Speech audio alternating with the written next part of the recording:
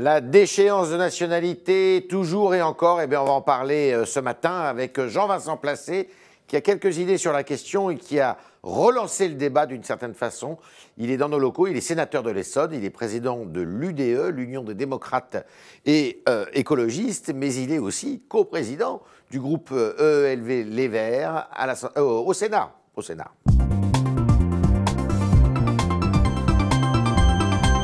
Jean-Vincent Placé, bonjour. Bonjour. Alors, il y a un débat depuis maintenant plus d'un mois sur cette fameuse déchéance de nationalité pour les terroristes binationaux nés en France. Et vous avez lancé une idée au tournant de l'année, c'était le 31 décembre sur une radio, en disant « Oui, mais on peut appliquer cette déchéance de nationalité à tout le monde, y compris aux Français. » Pourquoi ? Le raisonnement est très simple, Yves Tréhard, c'est que je crois que, et d'ailleurs les Françaises et les Français le démontrent, il y a une demande d'une sanction très forte et extrêmement symbolique, c'est-à-dire une forme d'exclusion de la communauté nationale vis-à-vis de ces barbares terroristes, assassins, criminels. Quelle que soit leur nationalité. Telle que soit effectivement la question de la nationalité. Et puis, si on rentre dans le détail, on ne comprend pas à un moment très bien pourquoi, alors que déjà... Je vous passe les cris d'orfraie de la gauche indignés, habituels, qui rappellent les mannes de la République, du droit du sol, comme si c'était un droit éternel, d'une scandaleuse inégalité. Mais le sujet, en revanche, de la question de l'égalité de chacun des Français par rapport à la nationalité, par rapport même à la sanction de la déchéance, c'est un sujet qui, je pense, touche beaucoup, y compris notamment les 3,5 millions de binationaux dans ce pays qui peuvent quand même légitimement se demander pourquoi, à un moment, quelque part, il y a une forme de discrimination et de stigmatisation. Donc moi, sanction forte, symbolique, la déchéance ne me choque pas. J'ai réfléchi à savoir pourquoi, déjà, la disposition actuelle de l'article 25 du Code civil fait que c'est uniquement pour les naturalisés. Donc le président a voulu veut étendre au né en France. Mais assez légitimement, et qu'on voit d'ailleurs, y compris la réalité de ce qu'ont été les terroristes du 13 novembre, il y avait des mononationaux, si j'ose dire, des Français. Eh bien, soit on trouve une mesure égalitaire qui a cette réalité de sanction forte et symbolique en restant sur la déchéance. Et donc, c'est la question, effectivement, que je pose de la déchéance pour tous, si j'ose dire, même si je ne méconnais pas les différentes dispositions, tant l'article 15 de la Déclaration des droits de l'homme que de la Convention de 54 et 61, que nous avons signé mais que nous n'avons pas ratifié sur la patrie dit. Mais il y a un débat juridique extrêmement complexe, mais je pose la question de déchéance pour tous, ou alors une idée qui a germé, que j'ai lue, Jean-Pierre Mignard, Julien Drey, Olivier Duhamel, indignité nationale pour toutes et tous de ceux qui peuvent commettre des crimes aussi atroces. L'inscrire dans la Constitution.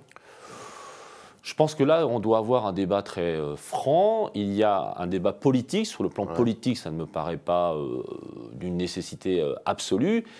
J'ai lu aussi avec attention les recommandations du Conseil d'État qui indiquent qu'à partir du moment où on arrive sur des personnes nées en France, la consolidation juridique, la sécurisation juridique dispose qu'il est plutôt plus utile de constitutionnaliser. Mais pour le coup, moi je ne suis pas un spécialiste et je ne veux pas sénateur va voter l'article 1 sur l'état d'urgence et l'article 2 sur la déchéance de nationalité. L'état d'urgence, je crois que c'est très important, et c'est d'ailleurs, je le dis aussi, ça, vous allez le voter. C'est dommage que ce débat, quand même un peu décalé par rapport aux vrais problèmes, c'est-à-dire celui de la sécurité, celui de la lutte contre le terrorisme, ce soit le débat le plus essentiel, parce que la réalité, c'est comment on contrôle nos frontières, comment on lutte contre les terroristes, comment on les recherche, comment on donne des moyens à nos services de renseignement, à notre police et à notre gendarmerie. L'état d'urgence, je crois que c'est installé effectivement dans l'opinion, qu'il y a y compris, et peut-être même, ça aurait pu être fait plutôt, une forme d'efficacité. Et sur le fait de constitutionnaliser, ça paraît, somme toute, assez juste, y compris pour la consolidation. L'article 2 ? En l'état actuel, je m'interroge. C'est pour ça, d'ailleurs, j'ai fait cette proposition, qui est soit une proposition d'amendement, que j'ai vu, d'ailleurs, qu'elle avait un succès foudroyant, on va dire. Sérieux, je dirais sérieux. Je sais qu'il y a eu une discussion mais vous voterez ou pas nationale du parti. À l'heure actuelle, sur la disposition stricte de uniquement les binationaux nés en France, a priori, je suis réservé, puisque justement, je fais une proposition Vous parliez des alternative. frontières tout à l'heure, là, mais il faut revoir Schengen. Mais déjà, quelque part, moi, je n'aime pas les faux débats. Vous voyez, pour ça, j'essaie de faire des propositions, mais je n'aime pas non plus le débat de posture de Schengen, c'est formidable. Non, je ne pense pas que Schengen, ça soit formidable. D'accord. Parce que le problème de Schengen... aménager, alors. Le problème de Schengen... Alors, oui et non, parce qu'on peut constater qu'en cas d'urgence, et on le fait d'ailleurs, on remet les frontières nationales. Ouais. On a remis les frontières nationales. Ouais. Donc ça veut dire que quand on est en nécessité, sous Sarkozy, ça avait déjà été fait. Vous vous souvenez du débat à Vintimille. Nous venons de le faire en raison des urgences absolues. Ouais. Le vrai problème de Schengen, je suis désolé, mais c'est le côté passoire des frontières européennes. C'est Frontex qui est trop modeste en termes d'effectifs et de moyens. Et puis les douaniers, enfin, il faut que... Ouais. On va pas stigmatiser nos amis grecs, mais enfin là quand même... Demain, nous sommes à la veille de l'anniversaire, triste anniversaire, des premiers attentats du mois de janvier. Est-ce qu'on n'a pas trop tardé pour prendre toutes ces mesures qui ont été prises finalement après les attentats de novembre? Franchement, Yves Tréhard, je ne suis pas ça pour la question qui est bien légitime, mais c'est assez facile de dire on a trop tardé, ce qui est plutôt les propos de l'opposition républicaine ou de l'extrême droite. Des mesures comme celle-ci ne se font que dans un moment d'émotion où on est devant la réalité. Face aux réalités.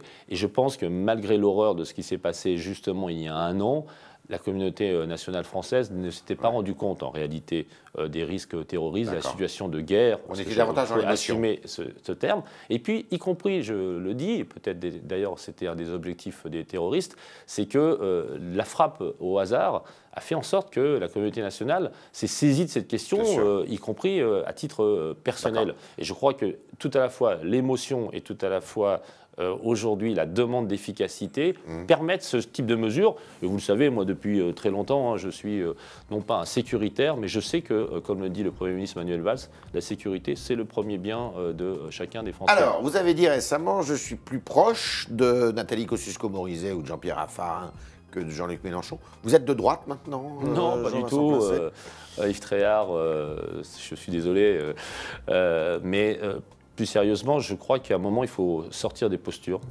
Et y compris moi, dans le parti Europe Écologie Les Verts, dont je suis parti pour créer l'Union des démocrates et des écologistes, j'ai longtemps pensé que la vie partidaire, avec ses histoires de courants, de compromis, de commissions de résolution, c'était tout à la fois efficace et utile. Je pense qu'aujourd'hui, que les Françaises et les Français en ont ras-le-bol de tout ça. L'image que donne la gauche, y compris la défaite que nous avons eue en Ile-de-France, en est particulièrement révélatrice. Des accords d'appareil d'entre deux tours de gens qui ne peuvent pas se saquer tout le reste de l'année. On fusionne avec les communistes, on ne partage rien. On fusionne avec les Verts, ils sont anti-gouvernementaux, ils ne participent pas au débat sur la COP21 en soutien au gouvernement. Et on fusionne. Vous avez voté qui, vous, au deuxième tour des régionales en Ile-de-France? Alors moi, j'ai fait Barthelone au premier tour, parce que j'étais sur sa liste déjà, mais pas seulement pour ça, et Barthelone au deuxième tour. Donc, vous voyez, je suis simple. Et puis, je pense que l'unité et le rassemblement sont nécessaires. Déjà, à gauche, mais sur une ligne claire, social-démocratie, écologiste, même libérale, si nécessaire. Et puis, je le dis aujourd'hui, pourquoi le Front National monte autant? Alors certains à gauche disent « Ah, c'est parce qu'on n'est pas une vraie gauche ». Moi, je pense que c'est exactement le contraire. C'est parce que justement, on n'arrive pas à fédérer les gens qui, au centre-gauche et au centre-droit, veulent travailler ensemble pour faire des réformes. Vous êtes pour l'Union nationale? Je suis pour l'union de celles et ceux qui partagent les mêmes valeurs, celles de l'acceptation et même de l'aide à la mondialisation, la nécessité d'une Europe renforcée, la République, la laïcité contre tous les communautarismes, avec Nathalie Kosciusko-Morizet, l'économie de marché régulée, et Emmanuel Macron, Gérard Collomb, Nathalie Kosciusko-Morizet, Jean-Pierre Raffarin. Vous rêvez d'une recomposition de ce paysage politique? C'est même pas que j'en rêve, mais je pense que dans les semaines et dans les mois à venir, ça va devenir essentiel. Et ça va devenir essentiel et ça va devenir nécessaire. Parce que sans cela, si on reste dans les postures, nous, à continuer le centre-gauche, à travailler avec les communistes et les verts gauchistes par nécessité, alors qu'on ne partage plus rien, ce centre-droit-là, de gens responsables comme Nathalie Kosciusko-Morizet, Jean-Pierre Raffarin, qui continuerait à être avec la droite forte, qui est plutôt avec Nicolas Dupont-Aignan, il faut une clarification. Il faut une clarification, y compris à la droite dure.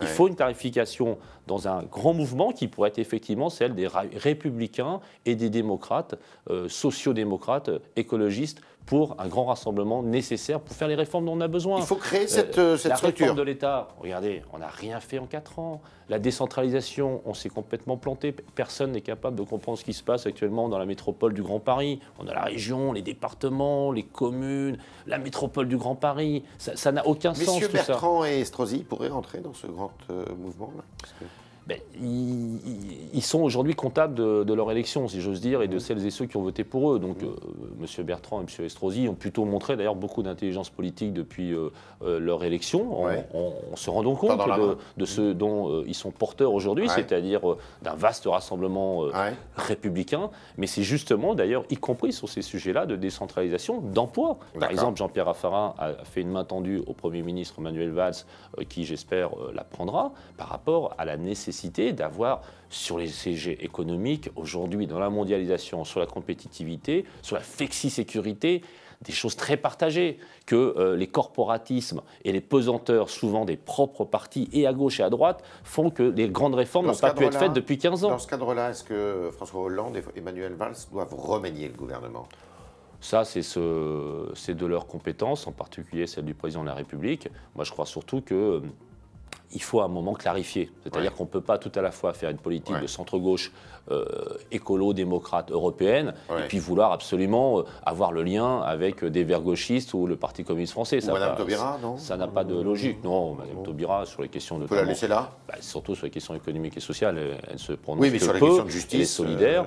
Je note que, d'une part, c'est une femme remarquable, et d'autre part, qu'elle est solidaire aussi sur les propositions constitutionnelles du président. Dans le cadre d'un remaniement ? Je ne vais pas répondre à cette question pour la 20e fois. Moi, j'ai toujours admis, y compris sous les colibés, généralement d'ailleurs de la gauche qui n'aime pas tellement les ambitieux, que j'ai toujours la volonté de changer les choses. Vous voyez, j'ai des idées, j'essaie de faire avancer le débat, et c'est pour le coup le président de la République qui dispose de son équipe. C'était le talk de Jean-Vincent Placet qui nous a dit qu'il fallait une recomposition du paysage politique avec une grande alliance au centre, mêlant centre-droit, centre-gauche, tous ceux qui refusent les excès, qui nous a dit qu'il était pour la constitutionnalisation, en tous les cas, il pourrait la voter, de l'état d'urgence. En revanche, sur la déchéance de nationalité, il faut que le débat progresse un peu. Il a fait des propositions et on verra d'ici au mois de février comment évoluent les choses et ce débat. Jean-Vincent Placet, merci. Merci à vous.